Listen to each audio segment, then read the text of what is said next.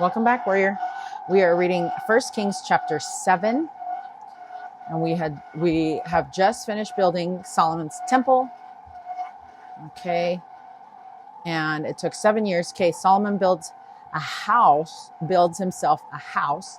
Hiram of Tyre makes the 2 pillars, the molten sea, the 10 bases, the 10 lavers, and all the vessels for the temple. The molten sea, baptismal font is what that means, rests on the back of 12 oxen, which is super cool. Okay, but Solomon was building his own house 13 years, and he finished all his house. He built also the house of the forest of Lebanon. The length thereof was 100 cubits, and the breadth thereof 50 cubits, and the height thereof 30 cubits, upon 4 rows of cedar pillars, with cedar beams upon the pillars. And it was covered with cedar above upon the beams that lay on 45 pillars, 15 in a row. And there were windows in the 3 rows, and light was against light in 3 ranks. And all the doors and posts were square, with the windows, and light was against light in the 3 ranks. And he made a porch of pillars, and length thereof was 50 cubits, and the breadth thereof 30 cubits, and the porch was before them. And the other pillars of the thick beam were before them. Then he made a porch for the throne where he might judge, even the porch of judgment, and it was covered with cedar from one side of the floor to the other. And his house where he dwelt had another court within the porch, which was, so you can get the size, seems like it's really big. And his house where he dwelt had another court within the porch, which was of the like work. Solomon made also an house for Pharaoh's daughter, whom he had taken to wife, like unto this porch. Okay, so his wife lives in a separate house. Awesome. And then we're wondering if we're okay to be separated. You know, it's fine. People lived in other houses. Like, just tell your husband to get you a new house.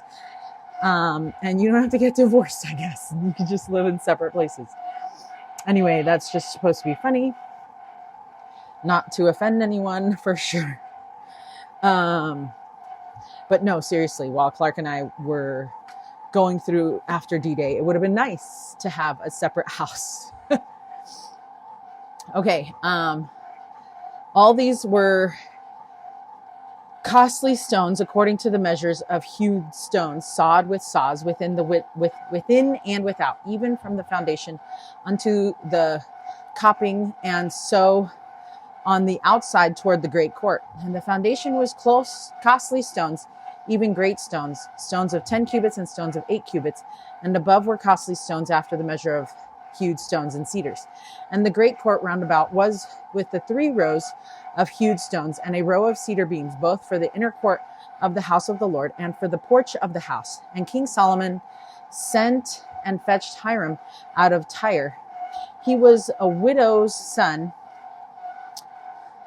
of the tribe of Naphtali, and his father was a man of Tyre, and a worker in brass, and he was filled with wisdom and understanding and cunning to work all works of brass, all works in brass. And he came to King Solomon and wrought all his work.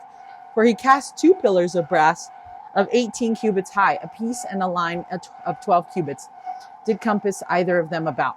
And he made 2 chapiters of molten brass to set upon the tops of the pillars. And the height of the one chapiter was 5 cubits, and the height of the other chapiter was 5 cubits.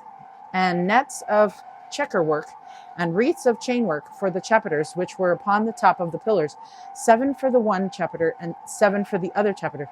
And he made the pillars and 2 rows round about upon the one network, to cover the chapiters that were upon the top with pomegranates, and so did he for the other chapiter. And the chapiters that were upon the top of the pillars were of lily work in the porch of 4 cubits. In the porch, 4 cubits. And the chapiters upon the 2 pillars had pomegranates also above, over against the belly, which was by the network, and the pomegranates were 200 in rows round about upon the other chapiter. And he set up the pillars in the porch of the temple, and he set up the right pillar and called the name thereof Jachin. And he set up the left pillar and called the name thereof Boaz. And upon the top of the pillars was lily work, so was the work of the pillars finished. He made molten sea. So this is the baptismal font. And he made a molten sea, 10 cubits from one brim to the other. It was round all about, and his height was 5 cubits, and a line of 30 cubits did compass it round about. And under the brim of it round about there were knops, compassing it 10 in a cubit. Compassing the sea round about, the knops were cast in 2 rows when it was cast. It stood upon 12 oxen, 3 looking toward the north, and 3 looking toward the west, and 3 looking toward the south, and 3 looking toward the east. And the sea was set above upon them, and all their hinder parts were inward. And it was an hand breadth thick, and the brim thereof was wrought like the brim of a cup with flowers of lilies. It contained 2,000 baths. Oh, how cute. I can kind of picture it, and it reminds me of our temple font. Our font in the London temple has these little flowers around it too. And he made 10 bases of brass. 4 cubits was the length of one base, and 4 cubits the breadth thereof, and 3 cubits the height of it. And the work of the bases was on this manner. They had borders, and the borders were between the ledges. And all the borders that were between the ledges were lions, oxen, and cherubims. And upon the ledges there was a base above, and beneath the lions and oxen were certain additions made of thin work. And every base had 4 brazen wheels and plates of brass, and the 4 corners thereof had undersetters under the laver, which were undersetters molten at the side of every addition. And in the mouth of it, within the chapiter and above, was a cubit, but the mouth thereof was round after the work of the base, 1.5 cubits, and also upon the mouth of it were gravings with their borders 4 square round about. Not round, sorry, 4 square, not round. Okay, so I'm able to picture some of the things I don't picture. So it's okay if that's the same thing that's happening to you. And under the borders were 4 wheels, and the axle trees of the wheels were joined to the base, and the height of a wheel was 1.5 cubits. And the work of the wheels was like the work of a chariot wheel. Their axle trees and their naves and their felloes and their spokes were all molten. And there were 4 undersetters to the 4 corners of one base, and the undersetters were of the very base itself. And in the top of the base there was there a round compass of 0.5 cubit high on the top of the base, the ledges thereof, and the borders thereof were the same. For on the plates of the ledges thereof, and on the borders thereof, he graved cherubims, lions, and palm trees, according to the proportion of every one, and additions round about. After this manner he made 10 bases. All of them had 1 casting, 1 measure, and 1 size. Wow. Okay. So we're going to go and see where we're at here.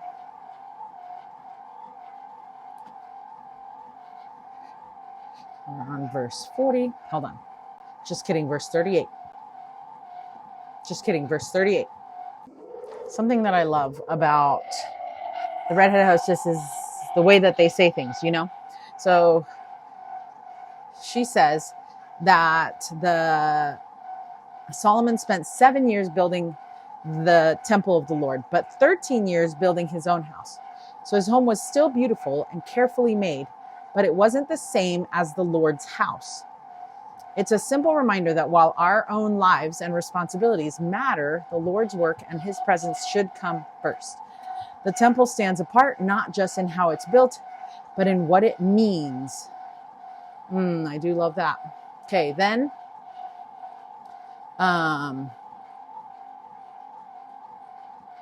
Solomon hired Hiram, a highly skilled craftsman, to do the detail work on the temple. He didn't just use anyone. He sought out the very best, someone filled with wisdom and understanding to create something worthy of the Lord. I like that.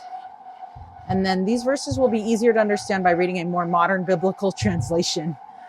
So the molten sea was a large basin of water used for ritual washing, and it rested on 12 oxen, 3 facing each direction.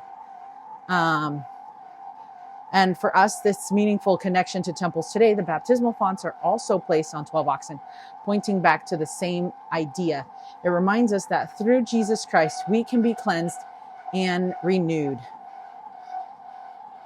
Yep. And it's the oxen represented the 12 tribes of Israel, reminding the people that all of Israel was invited to be spiritually cleansed and come closer to God. That's cool. Okay. And now we're on verse 38. Okay. Then made he 10 lavers of brass. One laver contained 40 baths, and every laver was 40 cubits. Upon every one of the 10 bases, one laver. And he put 5 bases on the right side of the house and 5 on the left side of the house. And he set the sea on the right side of the house, eastward, over against the south. Okay, I love that our Linden Temple has 2 baptismal fonts. It's actually really cool. When you go into the temple, you go to the basement where the baptismal font is. And let me tell you, this basement has so much ceiling room. Anyway, but yeah, you go in, and then before you get to where you need to put your clothes or rent, or you don't rent clothes, but get your clothing to change into your baptismal clothes. Then on either side is like baptismal font 1 and baptismal font 2. Anyway, it's pretty awesome. A lot of similarities, but there's slight differences too, which is really cool. Verse 39. And he put 5 bases on Verse 40. And Hiram made the lavers and the shovels and the basins. So Hiram made an end of doing all the work that he made King Solomon for the house of the Lord. The 2 pillars and the 2 bowls of the chapiters that were on the top of the 2 pillars, and the 2 networks to cover the 2 bowls of the chapiters which were upon the top of the pillars, and 400 pomegranates for the 2 networks, even 2 rows of pomegranates for 1 network to cover the 2 bowls of the chapiters that were upon the pillars, and then 10 bases and 10 lavers on the bases, and 1 sea, and 12 oxen under the sea. Okay, there's a quote here. It says, this is by Elder Kevin R. Duncan, said the following at the open house for the Richmond, Virginia temple. It says, this is the house of the Lord. He has spared no expense in giving us the most beautiful earth that we have to live on. And because we're building his house, we strive to give our very best craftsmanship, the very best materials that we can, end quote. Virginia's first house of the Lord opens its doors March 20th, 2023, newsroom, churchofjesuschrist.org. Okay. Verse 45. And the pots and the shovels and the basins and all these vessels which Hiram made to King Solomon for the house of the Lord were of bright brass. In the plain of Jordan did the king cast them, in the clay ground between Succoth and Zarthan. And Solomon left all the vessels unweighed, because they were exceeding many, neither was the weight of the brass found out. And Solomon made all the vessels that pertain unto the house of the Lord, the altar of gold and the table of gold, whereupon the shewbread was, and the candlestick of pure gold, 5 on the right side and 5 on the left, before the oracle, with the flowers and the lamps and the tongs of gold, and the bowls and the snuffers and the basins and the spoons and the censers of pure gold, and the hinges of gold, both for the doors of the inner house, the most holy place, and for the doors of the house, to wit, of the temple. So was ended all the work that King Solomon made for the house of the Lord. And Solomon brought to the things which David his father had dedicated, even the silver and the gold and the vessels did he put among the treasures of the house of the Lord. Now, King Solomon's house was right next to the temple, but he built it right next to the temple. That could be very symbolic for us. Like, where do we build our home? Are we building our home far away from the temple because we're embarrassed, or we don't think we're good enough to go to be with the Lord? Or are we building it next to the Lord, symbolically, clearly, because sometimes we cannot live literally next to his house. So anyway, that's something that I was thinking about. So, okay, we're going to read our Read It, Live It. And we have now crossed the 2-mile mark, which is awesome. Okay, Read It, Live It for chapter 7. Says, And upon the top of the pillars was lily work. Even the details of the temple were beautiful. God loves beauty and order inside and out. Focus on both in your own life. Oh, yes, I do love that. Okay, until 1 Kings chapter 8. Stay strong, warrior.